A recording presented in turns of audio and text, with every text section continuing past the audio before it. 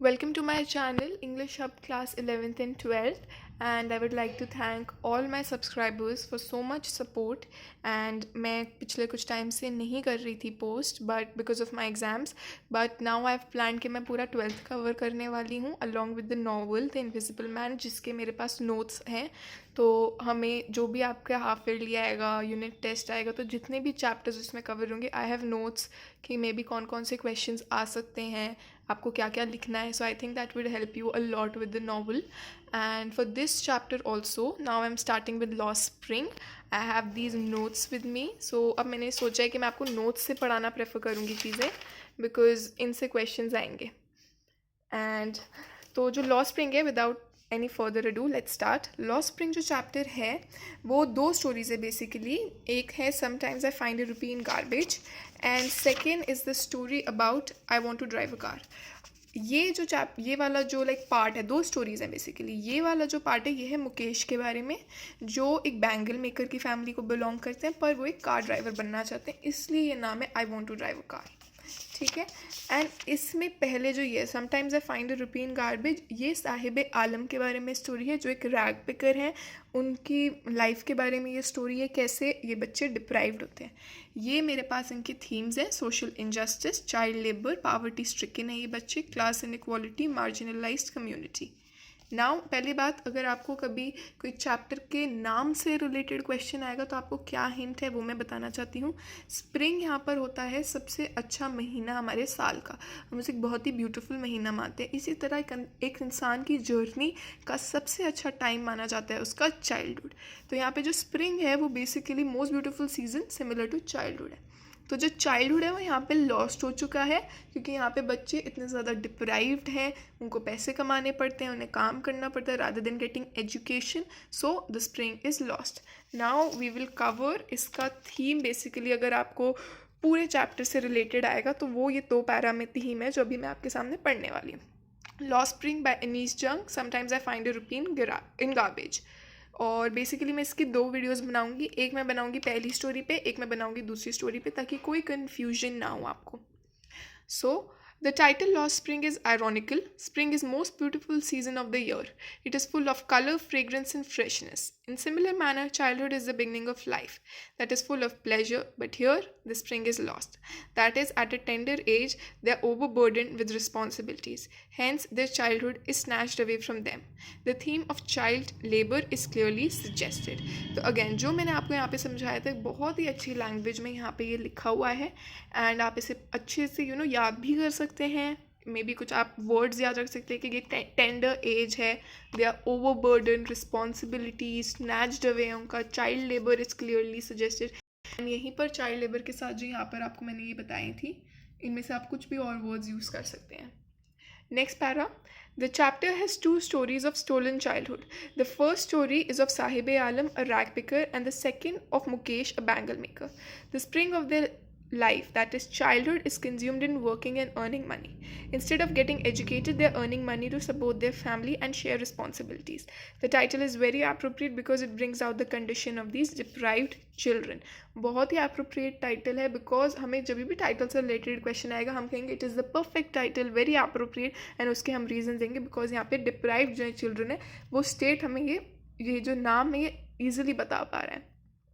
क्यों? क्योंकि इन बच्चों का जो सारा चाइल्डहुड है कंज्यूम हो चुका है वर्किंग में, रिस्पॉन्सिबिलिटीज़ जो इनके ऊपर डाल दी गई हैं इतनी टेंडर एज पे, उसकी वजह से. नेक्स्ट, अब यहाँ पे बेसिकली मैं कुछ जो इंपॉर्टेंट लाइन्स है जिन पे क्वेश्चंस आ सकते हैं वो मैंने लिखी है. लाइन्स कौन सी हो सकती है एंड देन उनका एक्सप्लेनेशन. तो अभी आप जब चैप्टर अगर पढ़ने बैठेंगे तो आपको ये मिलेगा स्क्राउंजिंग फॉर गोल्ड. अब यहाँ पर स्क्राउंजिंग होता है मतलब खोदना एंड मतलब काइंड ऑफ ढूंढना, डिग करना बेसिकली. तो स्क्राउंजिंग फॉर गोल्ड, गोल्ड यहाँ पे लिटरल गोल्ड मतलब सोना नहीं है. गोल्ड का मतलब है यहाँ पे gold here refers to money, food और some other article which the rag picker can hope to find in garbage. तो जो आपकी कोई होप होती है, एक रैग पिकर की अपनी लाइफ है, उसके लिए मनी, फूड ये बहुत इंपॉर्टेंट है. और वो चीज़ें जब ये सोच सकता है कि मुझे गार्बेज में मिल जाएगी तो वो उनके लिए गोल्ड के बराबर है, गोल्ड के समान है. नेक्स्ट, परसेप्शन या point of view regarding the garbage. तो अब जो ये गार्बेज है इसका पॉइंट ऑफ व्यू, एक परसेप्शन जो सोच होती है, एल्डर्स के लिए कुछ और सोच होती है, चिल्ड्रन के लिए कुछ और सोच होती है. For elders, it is just a means of employment, means of survival through which they can get money and hence can earn their daily bread. For children, it is an adventure to discover something new, maybe a rupee coin or 10 rupee note. It is like a mystery wrapped in wonders because they hope to find more. तो elders के लिए यहाँ पर सिर्फ एक daily bread, एक खाने के एक तरीका है कि हम गार्बेज लेंगे and we will earn money, क्योंकि हम वो गार्बेज ले रहे हैं. जो भी आपके घर में मीनियल्स आते हैं, जो भी कूड़े वाले आते हैं, उनके लिए जो एल्डर्स हैं उनके लिए सिर्फ मनी एंड डेली ब्रेड है. पर बच्चों के लिए उससे ज़्यादा लाइक पॉइंट ऑफ व्यू में भी मतलब महत्व रखता है, इंपॉर्टेंस रखता है. तो यहाँ पर क्या है कि एडवेंचर है उनके लिए. एडवेंचर, एक मिस्ट्री रैप्ड इन वंडर्स, बहुत अच्छी लाइन है, प्लीज़ नोट कर लीजिए. मिस्ट्री रैप्ड इन वंडर्स है उनके लिए, बिकॉज दे ऑलवेज होप कि उन्हें कुछ और मिल जाएगा. एक रुपी कॉइन, एक 10 रुपी नोट, कुछ भी मिल सकता है आपको. नेक्स्ट है passage of time and degree of progress achieved और story of boy from Udupi. ये मैं आपको एनसीईआरटी में भी दिखाना चाहती हूँ कहाँ पे गिवन है. ये आपके यहाँ सेकंड पेज पे, यहाँ पे ये जो पैरा दिया हुआ है ना, I remember a story a man from Udupi once told me. तो यहाँ पे ये जो आपका पैरा है, ये वाला बेसिकली यहाँ पर मैंने लिखा हुआ है, ये है degree of progress is minimal. तो अगर इससे रिलेटेड कोई क्वेश्चन आता है कि आप स्टेट करिए कि how degree of progress is minimal referring to the chapter Lost Spring या the story of rag pickers, something like that, तो फिर ये हम डिस्कस करेंगे. The author is reminded of priest's son who used to live in Udupi. Very strangely, the boy used to wish for a pair of shoes. 30 years later, once only minimal amount of prosperity is visible, only the present-day priest's son wears the shoes. He prays for keeping them safe. On the other hand, the rag pickers were earlier shoeless and still are shoeless. तो basically point ये देखो, हम दो लोगों को compare कर रहे हैं. एक हम कंपेयर कर रहे हैं प्रीस्ट के बच्चे को और एक हम कंपेयर कर रहे हैं रैग पिकर्स को. जो प्रीस्ट का बच्चा है आज से 30 ईयर्स पहले वो प्रे करता है कि मेरे को जूते मिल जाए. रैग पिकर भी सेम चीज़ प्रे करते हैं कि मेरे को जूते मिल जाए. 30 ईयर्स बाद उस प्रीस्ट के बच्चे को वो शूज़ मिल जाते हैं एंड अब वो प्रे कर रहा है कि मैं वो जो जूते हैं उन्हें रखूं. पर रैग पिकर आज 30 साल बाद, 30 साल बाद भी वो यही प्रे कर रहे हैं कि हमें वो जूते मिल जाए. तो यहाँ से हमें पता चलता है जो उनकी प्रोग्रेस है वो बहुत ही ज़्यादा मिनिमल है. मिनिमल मतलब कम है, मतलब मैं तो कहूँगी है ही नहीं प्रोग्रेस, पर बहुत ही मिनिमल है. बहुत ही कम बेसिक नीड्स जो है वो भी उनके पास नहीं है. नेक्स्ट हम पढ़ रहे हैं reasons for not wearing footwear. Again जब आप चैप्टर पढ़ेंगे तो आप देखेंगे जो साहिब आलम है, जो मतलब इस वाली स्टोरी का मेन कैरेक्टर है जिसके ऊपर ये पूरी स्टोरी रिवॉल्व कर रही है, उससे जब पूछा जाता है कि आप जूते क्यों नहीं पहनते, why are you not wearing shoes, तो फिर वो कहते हैं कि ये एक ट्रेडिशन है, ये हमारा एक कस्टम है कि हम जूते नहीं पहनते, हम बेयर फुट मतलब नंगे पैर घूमते हैं. पर एक्चुअली में प्रॉब्लम ये है कि उनके पास इतने पैसे ही नहीं है. ये उनके लिए एक ड्रीम कम ट्रू है कि वो कभी भी एक जूते पहने. This is like a dream come true कि वो जूते पहने. तो अब हम ये पढ़ते हैं. The rag picker boys can be seen moving barefoot. They actually can not afford even a pair of shoes as the family lives in constant condition of poverty, that is a perpetual state of poverty. तो again आप ये note करिए, constant condition of poverty या फिर perpetual state of poverty. The reasons they give are fabricated और मतलब बनाए गए हैं, झूठे से हैं. Because these children who have never worn a pair of shoes, getting one is a dream come true. Walking barefoot is not a tradition but it is not a tradition but a sign of extreme poverty. ये extreme poverty का sign है, कोई tradition नहीं है, कोई ये follow नहीं कर रहे कि उनके पास घर में जूते हैं एंड वो फिर भी नहीं पहन रहे. ऐसा कुछ नहीं है, वो अफोर्ड ही नहीं कर सकते जूते. This is the real story. Next हम सीमापुरी, जिसमें ये मतलब स्टोरी जो जिस जगह पे है वो है सीमापुरी की बात हो रही है. उसके ऊपर भी आपको क्वेश्चन आ सकते हैं कि explain the conditions of Seemapuri या where the rag pickers used to live. So इनको मैंने यहाँ पे ये पॉइंट्स में डिवाइड करा है. आंसर्स में आप इन्हें पैराग्राफ्स में लिखेंगे. पॉइंट्स में मैंने डिवाइड करा ताकि आपको याद जल्दी से हो जाए. It is located physically near the boundaries of Delhi, but metaphorically in terms of lifestyle, class and economic status, they are miles away. Physically मतलब कि अगर आप देखेंगे दिल्ली से 5 किलोमीटर 10 किलोमीटर जो भी है, इतना दूर नहीं है. पर मेटाफोरिकली मतलब है कि इन टर्म्स ऑफ लाइफस्टाइल, वहाँ के बच्चे स्कूल जाते हैं, प्लेग्राउंड्स में खेलते हैं, ट्यूशन्स जाते हैं, जो भी है.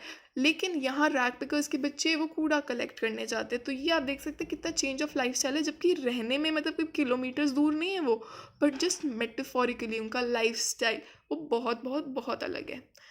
Those who live here are squatters, that is they are illegal migrants from Bangladesh in 1971. Earlier, Simapuri was a green wilderness, now it is a maze, jungle of slums where around 10,000 ragpicker families live. The slums are structure of mud with roofs of tin and tarpaulin and they are living in cramped spaces. तो again यहाँ पे मैं बताया गया कि लोग जहाँ यहाँ पे रहते हैं वो होते हैं स्क्वाटर्स, वो दूसरे देश से आए हैं विदाउट कोई प्रॉपर पेपर्स, उनको हम कहते हैं स्क्वाटर्स। वो बांग्लादेश से आए हैं 1971 में। यहाँ पे अराउंड 10,000 रैग पिकर्स लोग रहते हैं एंड उनके बारे में मैं बताया कि वो मड के हाउसेस में रहते हैं जो टिन एंड टार्पोलिन से बने होते हैं। क्रैम्प्ड स्पेसेस मतलब कि बहुत ही कम स्पेसेस है with respect to people of number living. ठीक है। The place is deprived of sewage, drainage, and fresh running water. It is unhygienic, miserable place lacking in sanitary condition. The residents here are living for more than 30 years without papers and permits, but ironically with ration cards.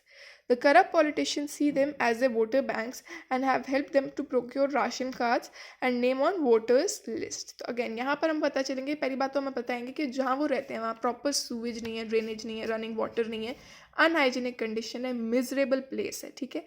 Next हम बताते हैं कि इनके पास कोई paper या permit, मतलब यहाँ की कोई इंडिया के बहुत लीगल सिटीजन्स नहीं है ये लोग, बट स्टिल इनके पास एक वोटर आईडी कार्ड है और एक राशन कार्ड है। वो क्यों है? क्योंकि जो आपके करप्ट पॉलिटिशियंस होते हैं वो इनको एक बदले में देते हैं, ये लो राशन कार्ड, अपना खाना ले लो और बदले में तुम हमारी पार्टी को वोट करोगे। ये सिस्टम होता है वहाँ पे। तो ये जो लोग हैं दे आर वेरी हैप्पी, खुद भी ये खुश है कि ठीक है यार, हमें हमारी आइडेंटिटी से, we don't want an identity, हमारे लिए इम्पॉर्टेंट है खाना। खाना जो है हमारी सर्वाइवल के लिए ज़्यादा इंपॉर्टेंट है एज़ कम्पेयर टू हमारी कोई आइडेंटिटी हो। तो कोई भी नाम है उनका जो उनका रियल नेम नहीं होगा, so they are happy to lose it for food. These squatters too are happy to lose their identity for the sake of food, because for them food is much more important for survival than identity. यही मैंने अभी आपको समझाया है. Next, the families living here do not want to go back to their home and land which can provide them no grains.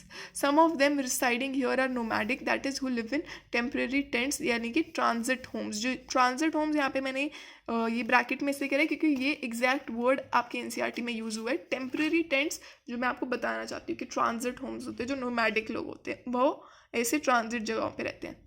Children too become partners in survival. That means they too share the responsibility of family by being employed and earning money. Survival in Simapuri means rag picking. That is, it helps them to earn money, hence procure food. For elders, garbage is just a source of employment, but for these children, something wrapped in wonders. So, survival. ये जो चीज़ें आप use कर सकते हैं कि like children, what is the part that children are playing in lost Spring, या children में स्पेसिफाई कर देंगे इन जो ये स्टोरी है हमारी फर्स्ट स्टोरी, इसका टाइटल है sometimes I find A rupee in garbage. तो वो जो चीज़ें हैं ये आपको इनसे पूछ सकते हैं. तो यहाँ पे आप रेफर कर सकते हैं कि children are partners in survival. ठीक है, एम्प्लॉयड है, वो अर्न कर रहे हैं money. Survival in Seemapuri means rag picking. उसके बाद जो रैग पिकिंग है, जो गार्बेज है, ये सेम ही बात रिपीट हुई है यहाँ पे कि वो बच्चों के लिए कोई और चीज़ होती है, एल्डर्स के लिए कुछ और मीनिंग होता है इसका. नेक्स्ट आपके ये 3 क्वेश्चंस हैं मेरे पास. ये मतलब जो मैंने आपको पढ़ाया है इनसे रिलेटेड है एंड बेसिकली मतलब मोटे मोटे ये 3 क्वेश्चन हैं जिनके अगर आपको आंसर्स आते हैं तो कोई भी और आंसर आएगा आप अपनी लैंग्वेज से उसको मोल्ड करके लिख सकते हैं. Comment on the name Saheb Alam. तो साहिब आलम ये जो चीज़ें हैं अभी मैंने कवर, जो मतलब ये तो इम्पॉर्टेंट चीज़ें हैं, ये हैं जो और इम्पॉर्टेंट क्वेश्चंस हैं. Explain survival is more important than identity. जो यहाँ पर मैंने बताया था, why survival is more important than identity. Then, why does steel canister appears to be heavier than plastic bag to Sahib. तो साहिब आलम का हम कहेंगे कि साहिब आलम means Lord of Universe, unaware of whatever he roams, unaware of what he roams the streets with his army of barefoot boys. Here the name of Sahib Alam represents irony as he lives in exactly opposite way what his name stands for, a rag picker squatter who lives in streets of Simapuri.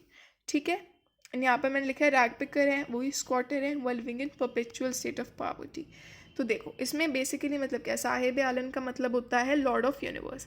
Unaware अपने नाम से वो एक barefoot, मतलब जैसे हमने पहले अभी बताया था कि वो बेयरफुट रहते हैं, बेयरफुट घूमते हैं. तो जो उनका नाम है उसके बिल्कुल ऑपोजिट वो रहते हैं अपनी, मतलब जो उनकी स्टेट है बिल्कुल ऑपोजिट है उनके नाम से. तो ये एक आयरनी है कि नाम उनका है Saheb e Alam and where is he living, मतलब एक रैग पिकर की तरह ही is living. So this is the irony. Okay, next question मैं चाहती हूँ कि एक ये वाला क्वेश्चन जो मैंने आप लोगों को एक्सप्लेन करा है अभी यहाँ पर, मैं दोबारा आपको हिंट दूंगी कि ये वो राशन कार्ड वाली बात है, पॉलिटिशियंस वाली बात है, उनके पास वोटर आईडी कार्ड है, फूड ज़्यादा इंपॉर्टेंट होता है. तो इसको मोल्ड कर कर आप अपना एक आंसर बनाइए, कमेंट सेक्शन में इस आंसर को लिखिए एंड देखिए कि are you able to write your answers और नॉट. नेक्स्ट क्वेश्चन है, why does the steel canister appear to be heavier than plastic bag to Saheb. तो ये in actuality, the steel canister is not heavier than the plastic bag. It just seems to be heavier as canister does not belong to Sahib but to tea stall owner. The canister seems to be heavier as Sahib is no longer his own master but a slave under tea stall owner. Plastic bag on other hand belong to him, which represents his freedom to do things according to his own will. तो again अगर आपने आगे story पढ़ेंगे तो आपको पता चलेगा जो साहिब आलम है वो जो है काम कर रहे हैं अंडर टी स्टॉल ओनर, जहाँ पे अब उन्हें उनका कैनिस्टर लेके घूमना पड़ता है. तो वैसे वेट वाइज कोई भारी नहीं है, वो प्लास्टिक बैग सेम है, कम है, पर उन्हें लग रहा है हैवी क्योंकि अब वो खुद के लिए रिस्पॉन्सिबल नहीं है, वो किसी के अंडर काम कर रहे हैं अब. तो जो फ्रीडम है उन्होंने लॉस्ट कर दी, अपनी फ्रीडम जो उन्होंने लूज़ कर दी है, तो इसकी वजह से it is appearing to be heavier. It is not actually heavier, appearing to be heavy. ठीक है, thank you and I hope आप मेरी नेक्स्ट वीडियो भी देखेंगे.